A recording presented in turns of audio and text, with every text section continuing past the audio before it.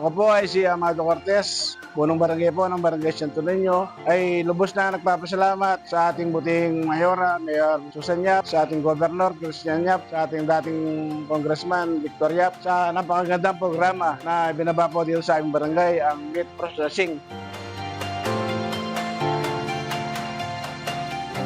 Malaking tulong po ang binibigay nila sa amin dito sa mga kababaihan. Sana po marami kaming matutunan na iba-ibang produkto. Ngayon po gumagawa kami ng mga embutido, longganisa, tusino. Ito po ay makakatulong po sa bawat pamilya ng mga Mayap ladies at makatulong din po sa kanilang pangkabuhayan. Sana sa dating na panahon sila po ay magkakaisa o magkaroon daw po ng isang kooperatiba na napakalaking bagay o tulong po sa pangkabuhayan.